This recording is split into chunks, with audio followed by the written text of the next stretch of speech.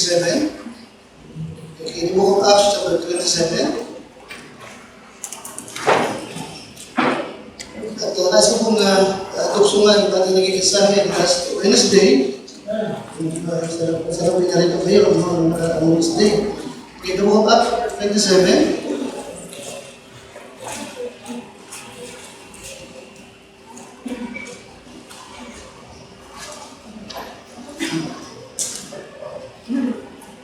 Alright, pinag-pray niyo po yung ating commitment para po sa ating bubong at pintura. At excited ako na ito po yung simulan natin ng mas maaga. No? Acts chapter 27. Alright, wala pong may birthday ngayon at wala hindi walang wedding anniversary. Wala pa? Acts chapter 27. At yan ay ating pong babasahin ng sabay-sabay yung verse number 20. Acts 27 and verse number 20. Mahaba po kasi ito, kaya papasa lang tayo ng isang talata. At yung iba po ay akin na lang ipapaliwanag. At ang mapasa ako na sa bahay naman po niyo ay binabasa ko po ito. Acts 27 and verse number 20. Kung kayo pinali na, sabay-sabay po tayo. Acts 20 and number 27 and verse number 20. Nandiyan na kayo? Sabay-sabay. Ready? And when neither sun nor stars in many days appeared, and no small tempest lay on us, all hope that we should be saved was then taken away. Now, si Pablo ay nasa malaking barko. Siya po'y patungo ng Roma. And then, biliban nyo siya po'y patungo ng Roma as a prisoner. Amen? Siya po'y binangko dito. Siya po'y nag-aapila na makarating ng Roma at makapag-apila kay Cesar. No? Sa paratang ng kanyang mga kababayan na siya manggugulo lamang at ibig din na siya parusahan ng kamatayan. Sabi niya, ako'y mag-aapila kay Cesar. Okay? Pero maliwanag na ito ay kalooban ng Diyos sa kanya na makarating sa ng Roma alang-alang sa Ebanghelyo ni Kristo Jesus. Are you listening? Now, at doon siya po'y nasa kalagitnaan na ng dagat, patungo ng Roma, ay dumating yung napakalakas na bagyo. Napakalakas na bagyo. At nagpasya sila na ang mga kargamento ay ihagis na lamang ng dagat upang gumaan sila para makaligtas sa bagyo na ito. Napakalakas. Okay? Now, verse number 20, maraming araw na hindi nila nakita yung araw ni Bituin. Verse number 20, nakita niyo ba? Amen? Napakalakas na bagyo. 14 days. Ano yun? Now, tinignan ko yung ibang mga komentaryo. Nakita ko na itong bagyo ito ay hindi nature. Kundi bagyo na ang layunin talaga ay huwag makarating si Pablo sa Roma. Okay? Bagyo na hindi kalikasan ang may dala. Bagyo na ang layunin ay huwag mamatay si Pablo para huwag makarating ng Roma. Di pa rin siya. Now, remember, na mayroong magkapatid na nagbalak na itamo yung demon sa isang lalaki at ang sabi niya ay sa pangalan ni Kristo na ipinangangalan ni Pablo. Remember that? Malis ka. Anong sabi ng demonyo? Si Pablo, kilala ko, pero sino kayo? It means even devil ay kilala si Pablo, the powerful preacher ng gospel. Ano ba? And alam ng Diablo na pag nakarating si Pablo sa Europa, sa Italia, sa Roma, ang job doon, yung gospel ay talagang kakanan. Alam mo? Amen? So, kaya sabi ko, nakita ko yung imposible. Kasi 14 na araw na walang liwanag ng araw ni Bituin. Amen? Now, at alright, ngayon, sa verse number 20, balikin niyo muli, kaya nga sabi ko, ito po'y napakalakas na bagyo na dinanas ni Pablo. Karit yung bagyo, napakalakas. Okay? And then according to verse number 20, sa dulo, ulit pa sa at nang hindi sumisikat sa amin ng araw, hindi ang mga bituin ng maraming araw, ay sumaybaw namin ang hindi munting bagyo. Alright? At tinigin po din dulo, maging sa King James, ano sabi Pablo? Lakas, nawala ang buong pag-asa na kami ay makaliligtas. Okay? Now, ibig ko makita niya na maging si Pablo na matapang na lingkod ng Diyos, maging si Pablo na talagang maluga, ay dumanas din ng ganitong karanasan. Ano sabi ko sa dulo? Nawala na ang buong pag-asa ko na makaliligtas sa bagyo na ito. Di ba? Ano sabi ni Pablo? Nawala na siya ng pag-asa. Ngayong umaga, nakaranas ka na ba na nawala ka na ng pag-asa? Ngayong umaga, dumanas ka ba sa buhay mo na nagsabi mo, wala na akong pag-asa?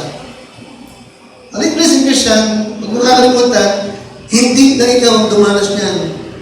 Ibig ko makita mo ngayong umaga na maging yung lingkod ng Diyos na si Pablo ay dumanas sa kanyang buhay na nawala na siya ng pag-asa at mabubuhay pa siya. Pero nabuhay si Pablo. Di ba alam niyo? Nakarating ng Rome. At yung gospel ni Christ ay umabot hanggang sa buong sambahayan ni Cesar. Di ba alam niyo siya? And let me remind you, during that time, ang United Kingdom ay under sa Roman Empire. Are you with me? Amen? Okay. And so yung gospel, kumalat sa Rome, nakarating ng Britanya, at mula sa Britanya, okay, meron isang barko na nagngangalang Mayflower, ang nakarating ng New World, walang iba kundi ang Amerika ngayon. Iba lang niya siya? Amen? At mula sa New World, ano yung New World? Amerika, ang gospel ay nakarating ng Pilipinas. Nakaabot sa atin, naligtas tayo. At ang kasangkapang ginamit ng Diyos, walang iba kundi si Apostol Pablo. Walang Diyos siya. Amen? Pero nung gabing nyo, sa gitna ng napakalakas na bagyo, anong sabi ni Pablo? Nawala na ako ng pagkasang maliligtas. Akala niya malilibing na siya. Amen siya? Amen? Kaya ngayong umaga, ulit, okay, yung title na when all hope is taken away. When all hope is taken away. Kaya, ibig ko ngayong umaga, ay tingnan natin itong nangyari po sa kanya. At tingnan din natin, alright, ano yung kanyang ginawa? Okay, nung gabing yun, nawala na siya ng pag-asa. Baka puno tayo ng lesson. Baka ngayong umaga, yung sitwasyon mo, ay katulad na naging sitwasyon ni Pablo nung gabing yun. Nagsabi siya, wala na kaming pag-asa pang mabubuhay. Okay. Tumayo po tayo lahat at tayo manalangin. At tinigin ko yung isa nating nakatandang na mag-pray si Brother Paulo. Ay, paano pala ganito? Yung ating singing mo.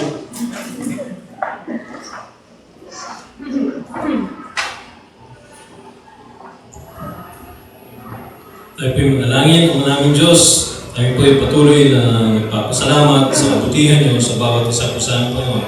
At sa umaga po nito, nilalapit po namin ang inyong mensahe po, Panginoon, na maging pagpapala po sa bawat isa. Gamitin niyo po aming pastor para may hatid po kung may kagalakan, may lakas, at isa talino po, Panginoon, nagmumula po sa inyo ang mensahe niyo po. Pagpalaan niyo po ang bawat isa. At yung ito'y dalangin namin sa dakilang pangalan ng Panginoong Jesus. Amen. Alright, muna po kayo. Now, madalas kasi, kapag nagkakaroon tayo ng bagyo sa buhay, alam si Pablo, akala natin tayo na dumadanas, di ba? At minsan akala natin ay kakaiba yung nagaganap sa atin. Okay? But this morning, I hope yung nakita nyo na even Paul ay nakaranas ng ganitong pangyayari sa buhay. Bagamat puspos ng Holy Spirit ay nawika niya nung gawin yun, wala nang pag-asa. Siguro, malilibing na ako dito sa gitna ng dagat. Diba? Kaya kung ito'y dumating sa ating buhay, na nawala na tayo ng pag-asa, ano ang ating gagawin?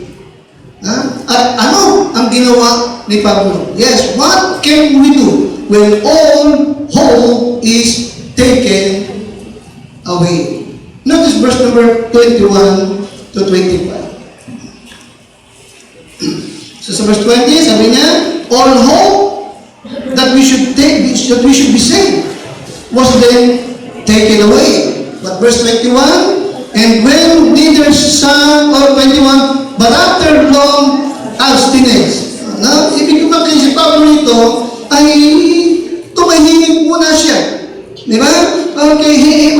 Medyo nag-isip siya mabuti, nanalangin siya, but after long abstinence, Paul stood forth in the midst of them and said, Sir, you should have hearkened unto me, and not have loosed from Crete, and to have gained this harm and loss. And now I exhort you, be of good cheer, for there shall be no loss of any man like among you, but of the sheep. For there stood by me this night the angel of God, whose I am, and whom I serve, saying, Fear not, Paul, thou must be brought before Caesar, and lo, God hath given thee all them that say with thee. Number one, what can we do when all hope is taken? Number one, look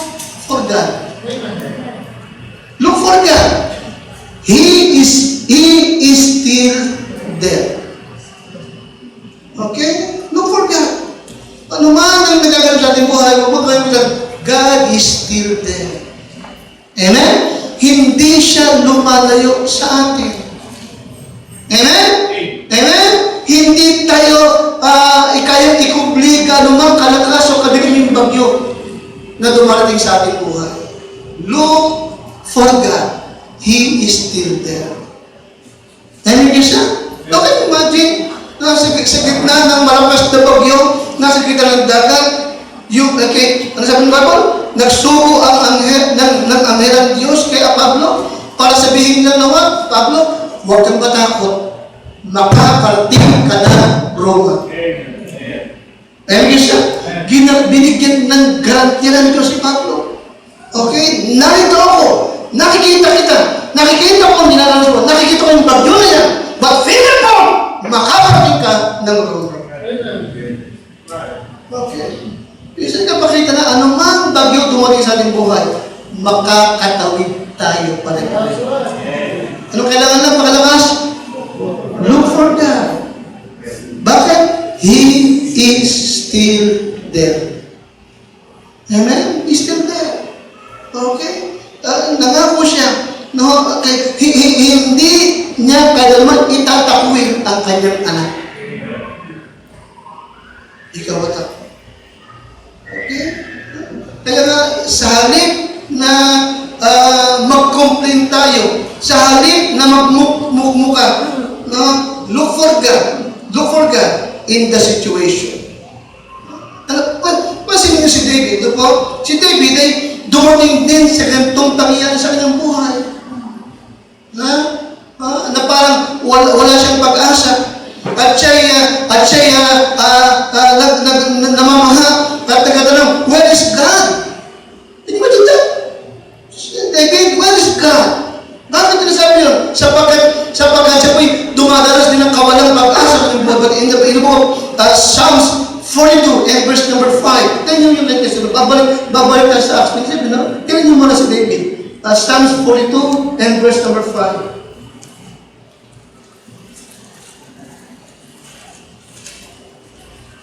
42 and number 5.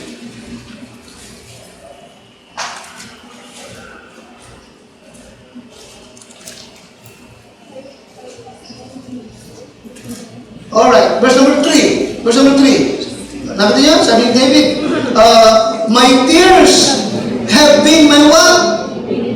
Midday and night. Dumanas ka na ba niya? Na ang pagkain mo, luha? Nakatingin ba? Ano sabi ng mga awit? My tears have been my what? O bakit? Ano ibig niya sabihin? Na ang pagkain niya umagat gabi ay luha. Ano dahilan? Dumadanas siya ng kawalang pag-asa. Umiiyak siya sa bagyong dumarating sa kanyang buhay. Alright? Okay. At yung mga tao sa kanyang paligid, ayun sabi, ano sabi ng mga tao sa kanyang paligid? Na kilala siyang Kristiyano? Why they continually say to me, ano sabi ng mga tao sa kanyang paligid? Kita mo?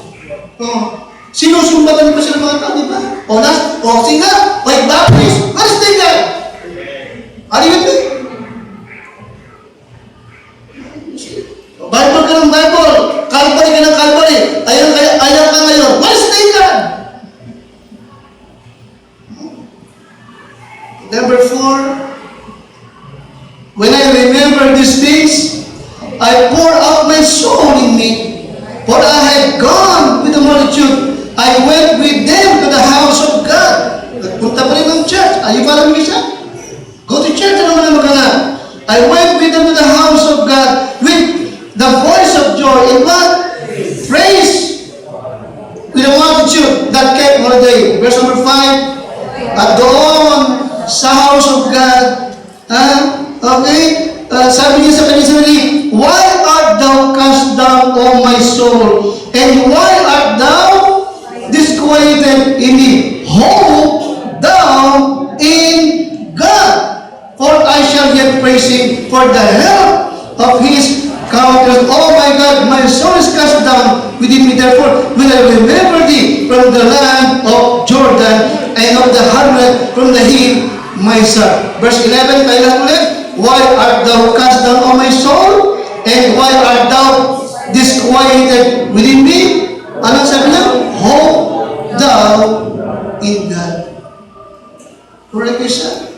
Now, dito makikita mo na natutuhan itong lingkod ng Diyos na ito na nakausapin niya yung kanyang sarili sa mga nagagalap nito, umasa ka sa Diyos. Magtiwala ka sa Kanya. Purihin mo pa rin siya. Kaya what can we do when our hope is taken away? Anong dapat natin? Everyone is one. Look for God. Look for God. Amen? Hope in God. Trust God. Magtiwala ka sa Kanya. Amen? Magtiwala ka sa Panginoon. Okay? Last Wednesday, napag-usapan natin when is the best time to trust the Lord, di ba? Okay? Kailan mas mainam na magtiwala sa Lord? Kailan? Ano yung number 1? In times of weakness. Ano sabi ko? In times of what? Yes. In times of weakness, it is the better time to trust God. Hindi tayo laging malakas. Okay? Nangihina tayo para in times of weakness, trust God. Hope in God. Okay? Sapagkat siya nang ako, I will strengthen thee. Amen? I will strengthen thee. Yeah, I will help thee. Meron tayong tulong na manggagaling sa Diyos. Okay? Sino tutulong sa atin? Sabi nga ni David, saan manggagaling tulong ko? Hindi sa puro, hindi sa bundok, ang aking tulong ay manggagaling sa aking Panginoon. Okay? When is the best time to trust God? Ano number one? In terms of what? In terms of weakness. Pangalawa is what? In times when we are doubtful. Ano yung pangalawa? In times when we are what? Doubtful. Nagdududa tayo sa ating tinatahak. Okay? We are unsure, we are undecided. Alright? This is the best time to trust God. In Psalm 37, verse number 3, trust in the Lord and do good. Huh? Trust in the Lord and do good. Delight thyself also in the Lord. Alright? Kaya nga, look for God. Look for God. Huh? He is still there. Secondly, notice verse number 29 to 30. Now, nung nakakatanaw yung ilang mga tripulante ng barko ng isla, karamihan ng mga tripulante ay nagbalak na lumundag ng barko at sikaping makalangoy papunta dun sa natalo nilang lupa. Sabi nito si Pablo, balikan niyo po yung Acts 27 and verse number 30 to 31.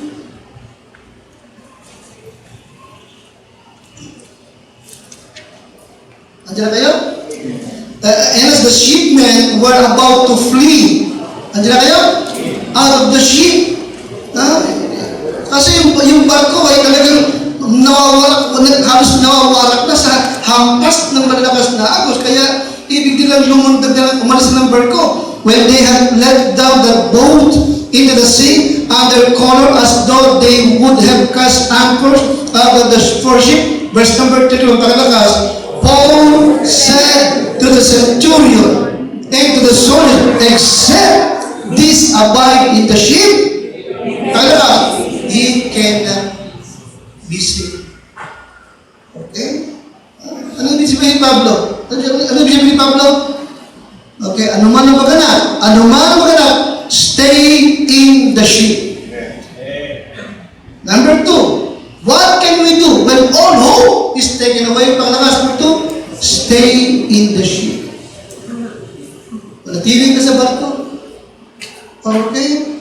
Anong pangako ng Diyos kay Pablo? Doon sa verse number 31?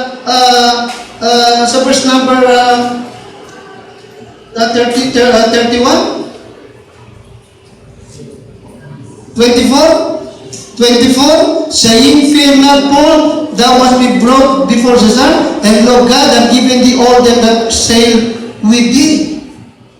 Okay? Kaya ano man ang pagkalakas? Stay what? Stay in the ship. Alright, now, anong isinisimbolo ng ship? Ano sa palagay niyo ang isinisimbolo ng ship, Brother Arlene? The church. Ano yung ship? The church. Stay in the ship. Manatiling ka. Alright? Ito makita yung prinsipyo ng kahalagahan ng church sa buhay natin pare-pareho. Na naman na maganap, manatiling ka sa church. Go to church. Do good. Okay? Stay in the ship. No? Okay? Yes, naroon yung temptation na umalis sa barko. Naroon yung temptation, minsan pag may problema ka, aalis ka sa church, at ang katuwin naman, hindi muna ako dadalaw, may problema ako. But this Christian, ano yung sabi ni Pablo? Malibang manatili ka sa barko, hindi kayo makaliligtas sa bagyo nito.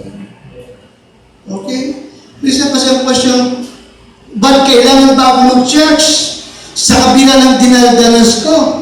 Bakit kailangan pa? Take a Christian, because the church helps you to focus on God. Amen? Stay in the ship. Stay in the church. Don't jump. Huwag kang umalis. Go to church. Because the church helps you to what? Number 1, to focus on God. Amen? Ito mo, nagkakaproblema ka. Nagkakaroon ka ng pagsubok sa buhay. Hindi ka umaalis ng bahay. Nasa ang focus mo? Nasa problema mo. Diba? Andun pa rin naman. Pero yung pag-isip, Saturday pa lang, No, bagang may problema ka, para bang yung katwiran mo, okay, anyway, Sunday is coming. Amen? Amen, may problema ako, may pagsubok, but Sunday is coming. Inihahanda mo yung mga anak mo. Inihahanda mo yung damit mo. Habang naghahanda ka ng sarili mo, pati ng Bible mo, pati ng assignment mo sa Sunday school, nakikinig ka sa akin? Nasaan ang focus mo ngayon? Nasa Diyos. Halina, ang focus mo nasa problema mo. Pero kung sabagat inihahanda mo yung sarili mo, pamilya mo, sabagat bukas ay araw ng Panginoon, maliwanag, ang focus mo ngayon nasaan? Nasaan ang focus mo ngayon? Makalakas? Yes. Okay? The church helps you to focus on God. Na higit na mas malaki, higit na mas makapangyarihan kaysa sa bagyong dinaranas. Yes, malaki yung bagyong dinaranas ni Pablo. But, of course, higit na mas malaki at malakas ang Diyos ni Pablo. Okay? Stay in the ship. Okay? Stay in the church because the church will help you to focus on God. Pangalawa, it helps you to face life's problems. The church helps you to what? Yes. Okay, nakatutulong para kung paano mo harapin yung problema mo sa buhay. Di ba? O saan ka tatakbo? Sino tutulong sa iyo? Sino mag-a-address? Saan kakakuha ng kalakasan? Okay? Salamat. Meron tayong church na nakakapakinig ka ng salita ng Diyos at natututuhan natin paano natin harapin itong life's problems. Pangatlong bagay, no?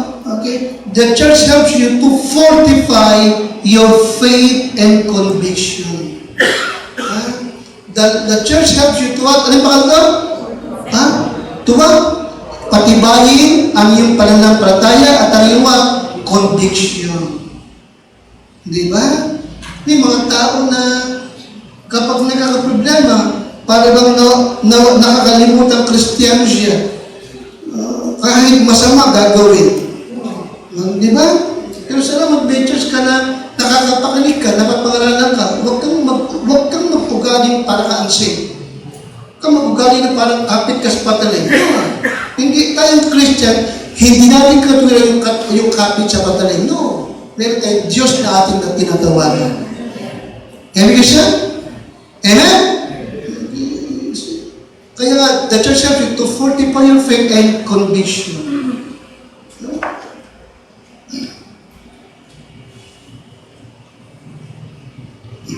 And let me remind you, ano po, may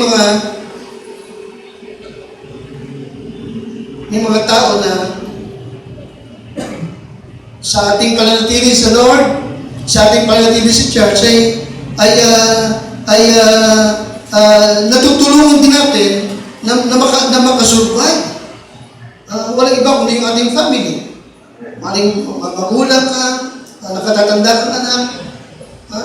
Pero sa kabila ng pasanin mo sa buhay ay nagpapatuloy ka pa rin sa Panginoon. Listen, Christian, huwag natin kalimutan, may mga tao lagi nang nakatingin sa atin. May mga tao lagi nang tinitingnan yung faith mo. Ano kayang gagawin niya? Saan kaya siya pupunta? Alam ko meron siyang pagsubok sa buhay. Saan kaya siya pupunta? Pero nakita na sa kabila ng nakikarap mo, nagkapatuloy ka sa Lord. Alright? That's Christian, no? Someone else survival may defend upon you sa iyong panatili sa church ng Panginoon. Kaya nga, ano mga maganap, stay in the ship. Pangatlong bagay. Notice verse number 33. Acts 27 and verse number 33.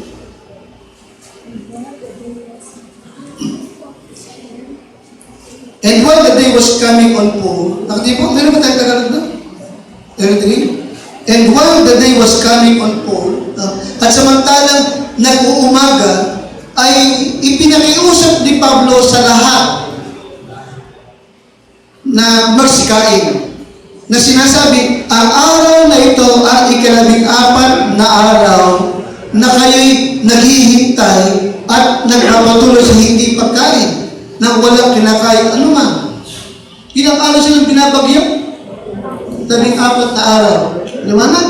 At sa loob ng 14 na araw na binabagyo sila, ano sabi niyo? Hindi sila kumakain. Nakita niyo? Oh, Pablo, okay, kumain kayo. Kumain kayo. Notice verse number 34. Therefore, I pray you to take some meat. Kaya nga, ipinamamanhi ko na kayo'y magsikain sapagat ito'y sa ikaliligtas ninyo sapagat hindi mawala kahit isang buhok sa ulo nyo ng sino man sa inyo. You see? So, hindi sila makakain sa takot. Alright? Kaya nga, nung sinabi, nakinig kay Pablo, notice number 35, pakilakas po, and when he had thus spoken, he took bread and what? At makadampot siya ng tinapay, nag-pray si Pablo sa harapan ng lahat at kanyang pinagputol-putol at pinagsimulang kumain. 36, tayo lahat. At nang magkaganon, nagsilakas, pakilakas, ang loob ng lahat at sila na may pawang nagsikain din. Nakati po yun? Sa gitna ng malakas na bagyo, nagawa pa ni Pablong mag-pray at magpasalamat sa Lord sa kakainin nila. Nakita niyo pa ako? Nahimog niya ang lahat na kumain at nakita niyo mo, nagsilakas ang what? Ang loob nino ng lahat. Bakit? Sapagat merong man of God na nag-pray sa gitna nila at nagpakita ng kanyang what? Ng kanyang tiwala sa Panginoon. Okay. Stay in the ship. And thirdly, take time to eat. Take time to eat, even if you do not want to eat. Amen siya? Okay, of course. Hindi ko ibig sabihin lamang yung kanin. No. In Matthew 4:4, nasusulat, hindi lamang sa tinapay na bumuhay ang tao, kundi sa bawat salita na lumalabas sa bibig ng Diyos. Take time to eat. Take time to Christian. Yes, Christian. In times of troubles, in times of loss of hope, alright? Pag minsan ay parang mahirap sa iyong magbasa pa ng Bible. But this is when you need it the most. Higit mong kailangan ang salita ng Diyos sa panahon parang hopeless ka na. Amen, Christian? Take time to eat. Ano ibig sabihin take time to eat? Read the book. Read the Bible. Okay? Hindi mo lagi gusto magbasa ng Bible. Hindi mo lagi gusto mag-pray. But this is yung sa ganang mga pagkakataon, higit mong kailangan ang salita ng Diyos sa inyo. Kaya nga, when all hope is taken away, anong gagawin mo? Ano yung pangatong dapat natin gawin? Take time what? Take time to read the Word of God. Take time to eat. Okay? Kahit parang ayaw mo na. Okay?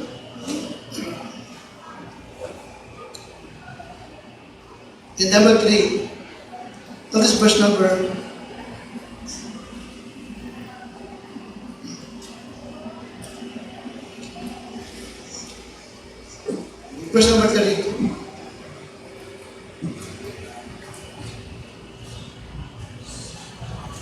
Hindi na kayo? 32. Then the soldiers cut off the ropes of the boat and let her fall.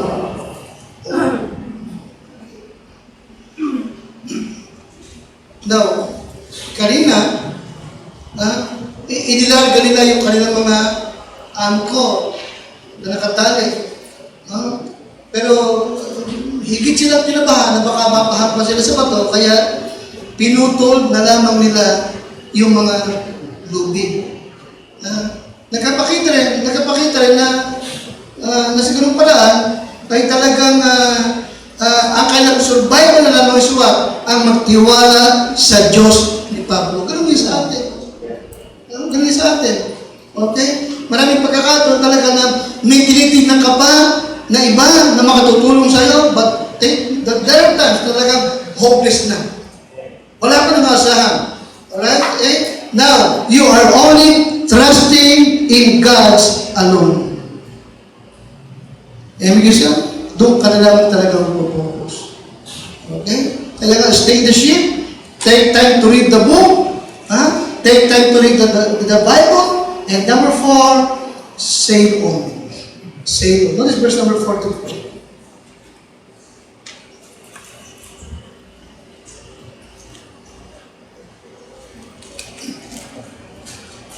Ready?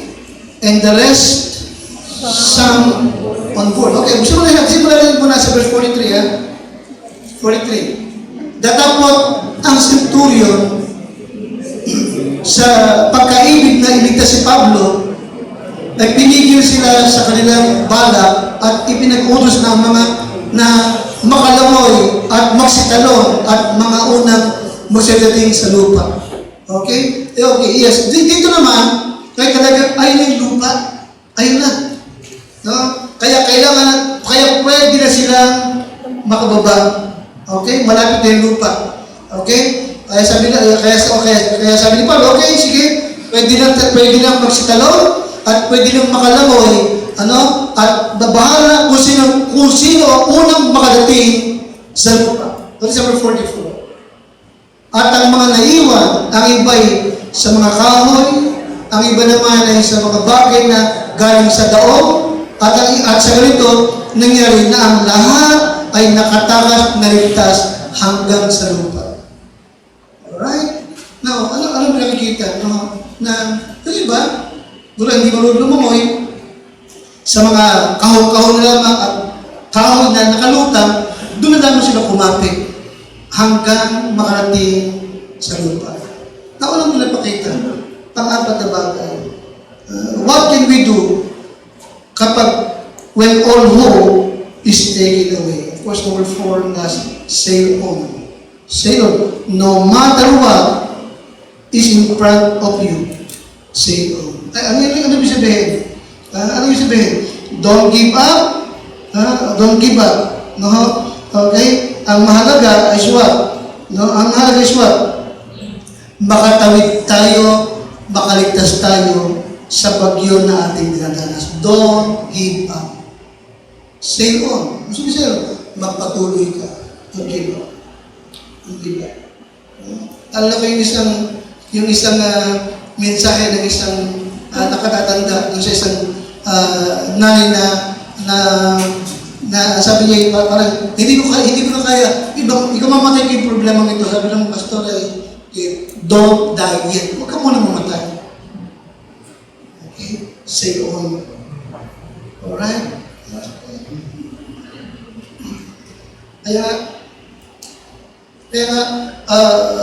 What can we do when all hope is taken away? Ano ating dapat gawin kapag palang wala ka ng pag-asa? Ano yung number 1? Ang number 1, na gagawin, na dapat natin gawin kapag palang wala ka ng pag-asa?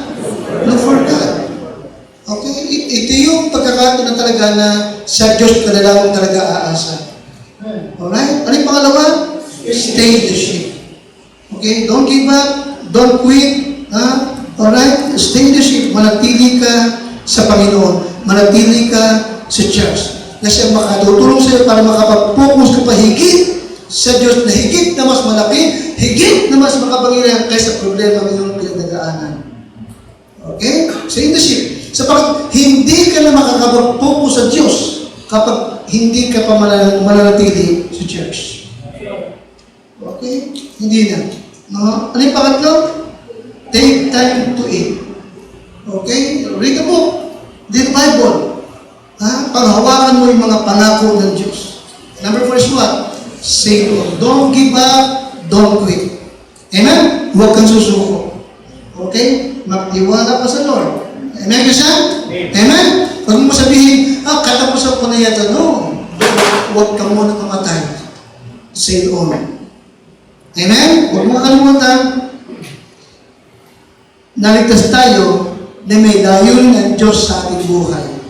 At kasama yung bagyong ating pinagdadaan, kasama yan, upang higit kang mas matibay at higit kang mas malago sa iyong pananampalataya. Amen, Christian? Amen? Now, in Psalms 143, Psalms 143, na pinaka-conclusion ko po ito, no? Kaya nga, take time to eat, take time to read the book, take time to read the Word of God. Okay? At tingnan mo yung ginawa nitong si David, no? Nung siya makadanas na talaga na hopeless din siya. In Psalms 143, kaya nga, yes, si Pablo dumanas na nawalan ng pag-asa. And even David, bagamat man after God's own heart, dumanas din ng kawalang pag-asa. No? Pero tignan nyo, anong ginawa ni David? In Psalms 143, when you are feeling hopeless, verse 1, pakilakas nga, verse 1.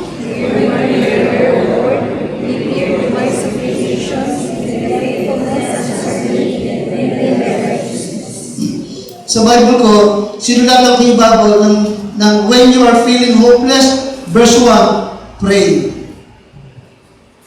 Gawin nyo. Okay. When you are feeling hopeless, anong sabi ni David? Hear my prayer, O Lord. Okay? So, kaya nga number 1, pray. Okay? Talk to God. Okay? And verse number 3, pakalakas. Ito yung naman ng kanyang prayer. For the enemy hath persecuted my soul, he hath smitten my life down to the ground, he hath made me to dwell in darkness as those that have been long dead. Kaya nga, okay, when you're feeling hopeless, number 1, pray. Number 2, tell God what is happening. Ano number 2? Yes. Okay, when you pray, tell God what is happening. And verse number 4, pakilakas, therefore is my spirit overwhelmed within me, my heart within me is what? Desolate. Okay? Tell God how you feel. Dahil ko binabanggit, tell God how you feel. Sabihin mo sa Diyos kung anong nararamdaman mo. English na. Sabihin mo sa kung nararamdaman mo. Okay? And then, at sa verse number 8, pakilakas mo number 8. Number 8, cause me to hear thy loving kindness in the morning. For indeed, do I what? Do I trust? Kita mo isa? Pumatanong kita. Tapos ako, kapag ba hopeless ka? Kapag ba talagang nabibigatan ka? Nasasabi mo ba ba, Panginoon Diyos, sa kabila ng lahat ng ito, nagtitiwala ako sa iyo. Okay? Yes, Christian. Kaya nga, ika-4, tell God you trust Him. When you are hopeless, tell God that you are trusting. Sabihin mo, Lord, nagtitiwala pa rin ako sa iyo. Alright? And verse number 10, pagkakas po, number 10, teach me to do thy will. Anong pinapakita? When you are feeling hopeless, nakikita mo ba sa akin? When you are feeling hopeless, be teachable. Ano sabi ko? When you are feeling hopeless, be what? Lakas. Be teachable. Anong sabi ni David? Verse number 10, teach me to do thy will, for thou art my God. Kita mo, be teachable. Huwag kang matigas ang ulo. Maliwanag ba? Huwag kang matigas ang ulo. Huwag kang mas marunong pa sa Diyos. Huwag mo sabihin, anong pang saysay na mag-pray? Anong pang saysay na magbasa ng Bible? Anong pang saysay na mag-surveying? Anong pang saysay na ako'y magkaloob? Sa dinadalas ko ito, no, be teachable. Maliwanag ba? Be teachable. Okay.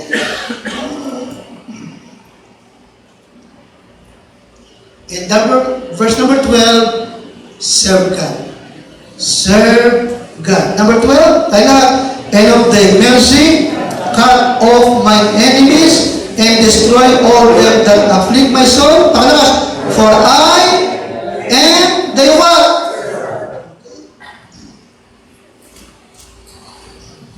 Si Sino ba yung kasalita rito? Sino yun? Si David. Ano si David? Pakilakas. Ano si David? King. Hari siya. Yes, hari siya. Pero sa Diyos, servant lang siya. Di ba namin? Isip ko, ano man ang ating estado sa buhay, huwag mo kalimutan, servant lang tayo pare-pare ng Diyos. Kaya matuwid lamang na ano man ang ating pagdaanan sa buhay, serve ka. Amen? Sabihin mo, Lord, I am the one, I am the servant. Okay? Kaya, what can we do? Kapag sa ating palagay, parang wala na tayong pag-asa. Meron pa rin kung titingin ka lang ang lagi sa Panginoon. Amen? Look for God. Look for God. Sapagkat hindi nawawala ang Diyos natin. Amen? Ano yung pangalawa? Stay in the ship. Manatili ka sa iyong pananampalataya. Manatili ka sa iyong church. Okay? Na siya lamang makatutulong sa iyo para lumakas pa rin ang loob mo at makapag-focus ka pa rin sa Diyos mo. Amen, kasi? Amen? And take time to read the book. Take time na panghawakan mo yung kanyang mga pangako. Amen? Sabi ka ng aking awitin, sa mga pangako mo ako'y umaasa. Hindi ba? Standing on the promises of Christ, my King. Hindi ba? Sa mga pangako mo ako umaasa. Okay? Alright. And then, sail on. Ano sabihin na sail on? Don't give up. Don't quit. Amen? Ano ba sabi ko? Don't die yet. Hindi ka pumamatay. Amen? Aabot ka pa ng 100 years. Amen ka siya? Baka paglilingkod pa tayo sa Panginoon. Diba? Marami pa tayo ma-accomplish. Don't die yet. Maliwanag ba? Don't die yet. Okay? Pagawin mo natin yung kisame. Pagkapintura pa tayo. Maliwanag ba? Pagkapintura pa tayo. Amen? Meron pa tayo may mga fellowship pa young people. May mga fellowship pa ang young confidentors. Tama, di ba? May mga pupuntahan pa tayo lugar. Amen ka siya? Ano kailangan lang? Umasa ka sa Diyos. Magtiwala ka sa Kanya. Okay? Dahil narito mo yun. Dahil ng Diyos, sabi naman, salamat po sa iyo.